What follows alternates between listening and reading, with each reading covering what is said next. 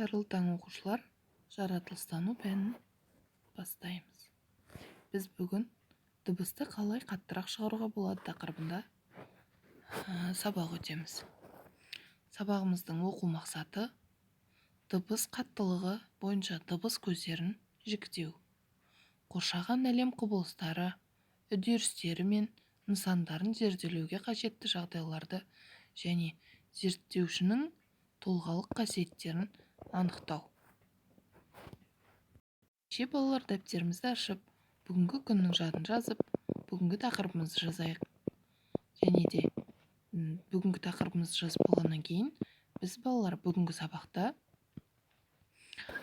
сендердің үйренетін мақсаттарың дыбыстың қаттылығы қалай өзгеретінін білетін боласыңдар.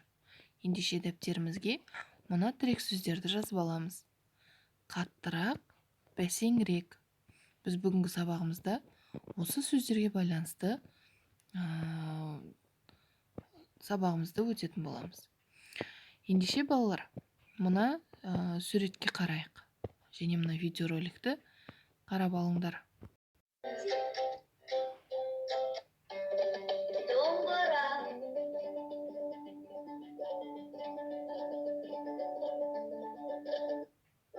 Скрипка.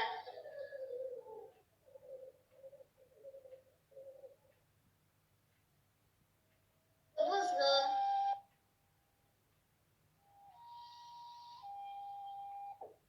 Даукас.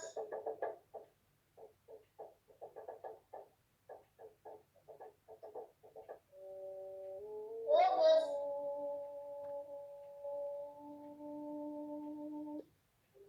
Фортепиано.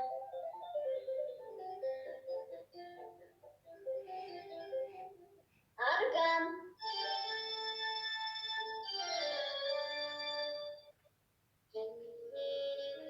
Саксофон.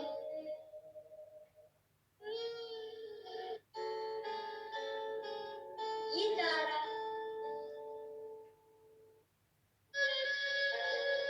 Труба.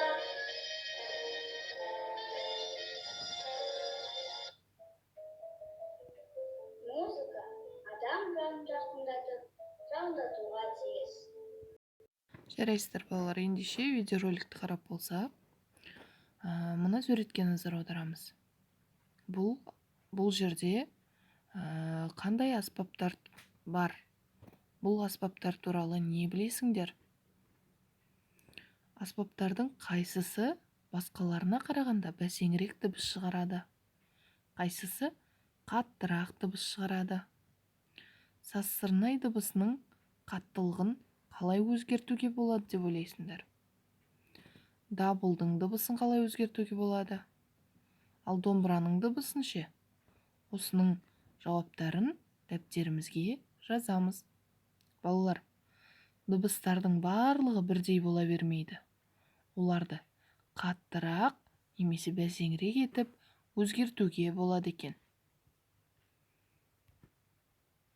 Ендеше балалар, ойланамыз. Қоңырау дыбысының қаттылығы неге байланысты деп ойлайсыңдар? Бұл сұрақтың жауабын дәптерімізге жазамыз. Балалар, есте сақтаңдар. Дыбыстың қаттылығы дыбысты шығаратын затқа әсер ететін күшке байланысты. Дабылды күштірек ұрсаң, одан қаттырақ дыбыс шығады.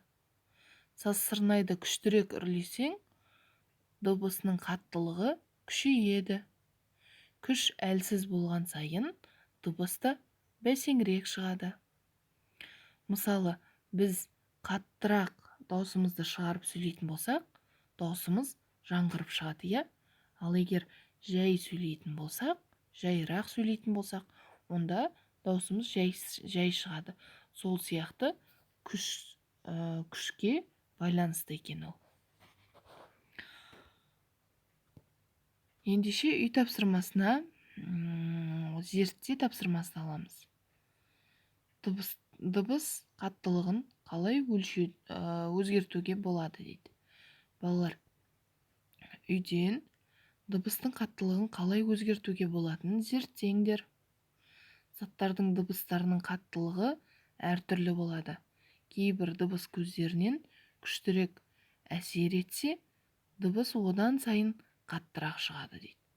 Балалар, үйден дыбыстың қаттылығын қалай өзгертуге болатыны туралы зерттеу жүргізіп дәптерімізге жазамыз.